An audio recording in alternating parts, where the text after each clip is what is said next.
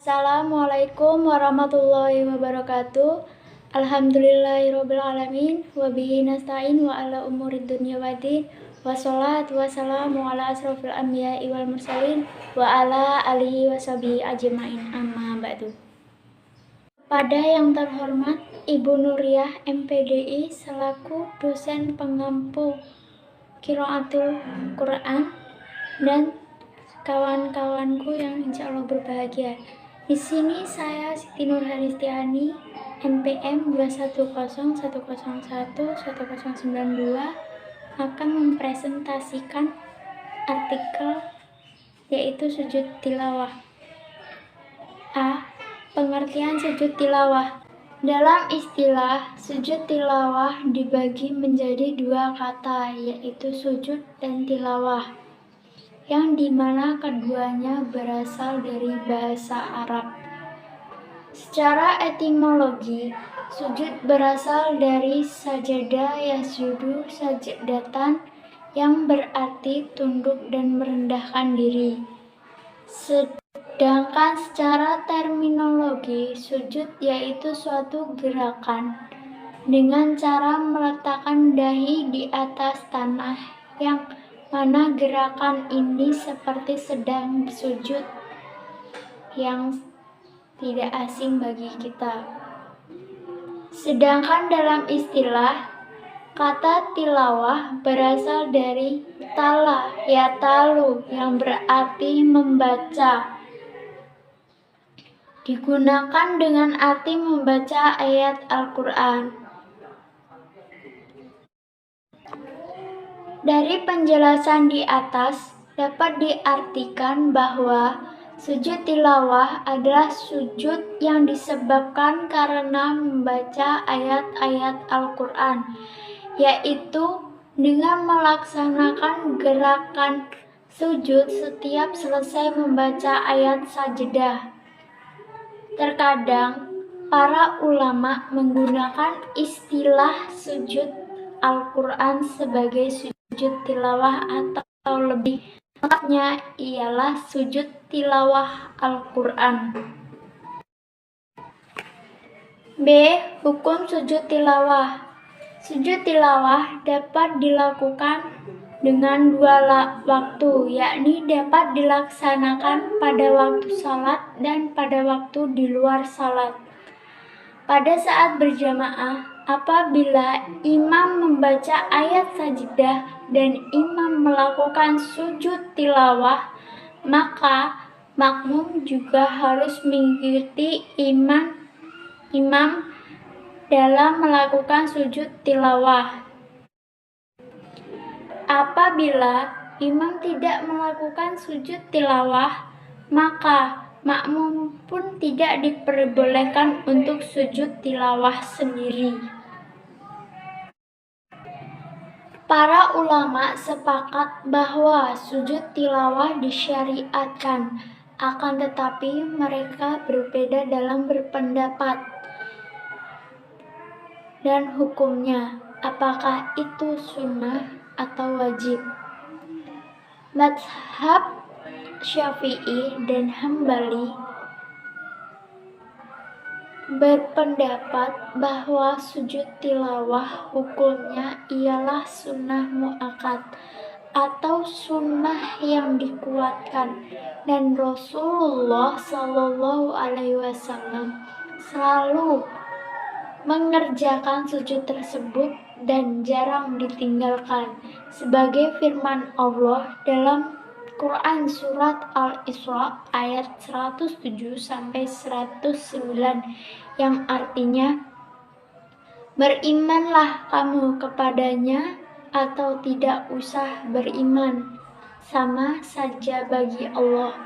Sesungguhnya seseorang yang memberikan pengetahuan sebelumnya, jika Al-Quran dibacakan kepada mereka, mereka menyungkur atas wajah mereka sambil bersujud, dan mereka berkata, Maha suci Tuhan kami, sesungguhnya janji Tuhan kami pasti dipenuhi.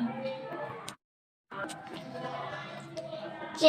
Syarat-syarat sujud tilawah. Syarat-syarat sujud tilawah sama seperti syarat sujud pada salat yang kita kerjakan sehari-hari, seperti suci dari hadas dan najis, menghadap kiblat, dan menutup aurat. Ini adalah pendapat dari sebagian para ulama. Mereka mendasarkan keadaan sujud tersebut seperti keadaan sujud dalam sholat. Sebagian pendapat ulama yang lainnya bahwa sujud tilawah tidak disyariatkan untuk suci dari hadas dan tidak pula untuk suci tempat dan pakaiannya. Adapun syarat-syarat sujud tilawah menjadi dua jenis, yaitu sujud tilawah di luar sholat dan sujud tilawah di dalam sholat. Berikut pembagiannya dan syarat-syarat yang telah ditentukan. Yang pertama ialah sujud tilawah di luar sholat. Yang pertama, bacaan sajadah itu disyariatkan. Maksudnya, apabila bacaan tersebut diharamkan, seperti bacaan orang yang berjunub, atau dimakruhkan, seperti bacaan orang yang berhadas, maka tidak disunahkan untuk bersujud tilawah. 2. Pembacaan ayat sajadah itu disengaja. Apabila bacaan tersebut keluar dari orang yang lupa atau semisal seperti suara burung, maka tidak disunahkan untuk sujud tilawah. Yang ketiga, yang dibacanya adalah seluruh ayat sajadah. Ia hanya membaca sebagian ayat sajadah, maka sujud tilawah tidak disunnahkan. 4. Bacaan ayat sajadah itu bukan pengganti surat Al-Fatihah karena tidak mampu membacanya. Apabila diganti dengan surat Al-Fatihah, maka tidak disunnahkan untuk sujud tilawah. Yang kelima, tidak memisahkan antara bacaan ayat sajadah dengan sujud tilawah dalam jangka waktu yang lama atau telah berpaling dari bacaan ayat sajadah tersebut, maka waktu sujud tilawah sudah hilang. Jangka waktu yang lama ialah tidak melebihi kira-kira 2 rakaat saat sholat dengan bacaan yang sedang. Yang keenam, bacaan ayat sajadah tersebut berasal dari satu orang.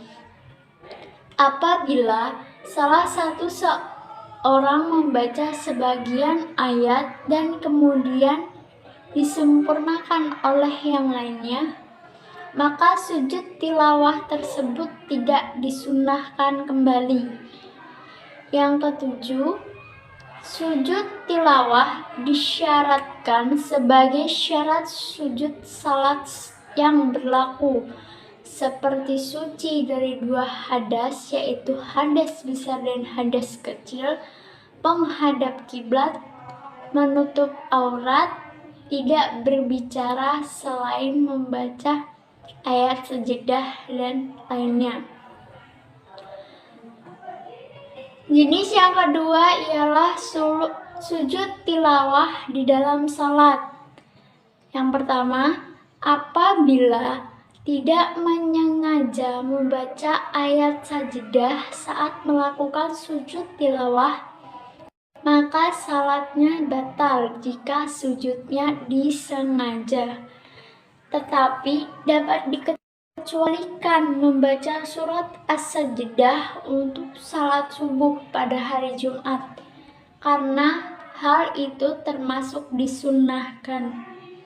Yang kedua, seorang yang melakukan sujud tilawah adalah orang yang membaca ayat sajadah. Jika yang membaca ayat sajadah itu bukan dirinya atau orang lain yang membacanya, maka ia tidak diperbolehkan untuk sujud tilawah. Jika dirinya sujud dengan sengaja dan mengetahui bahwa itu diharamkan, maka salatnya akan menjadi batal. Yang ketiga, namun bagi seorang makmum yang wajib mengikuti gerakan imam ketika sujud tilawah, apabila ia tidak mengikuti imam dengan sengaja dan mengetahui bahwa imam tersebut sujud, maka salatnya batal. D. Rukun sujud tilawah. Adapun rukun dalam sujud tilawah yaitu sebagai berikut. Yang pertama niat, yang kedua takbiratul ihram, yang ketiga satu kali sujud, yang keempat salam setelah sujud atau sambil duduk, dan yang terakhir ialah tertib. Ayat-ayat sajadah. Ayat-ayat sajadah dibagi menjadi dua, yaitu ayat-ayat sajadah yang disepakati oleh ulama dan ayat-ayat sajadah yang diragukan oleh ulama.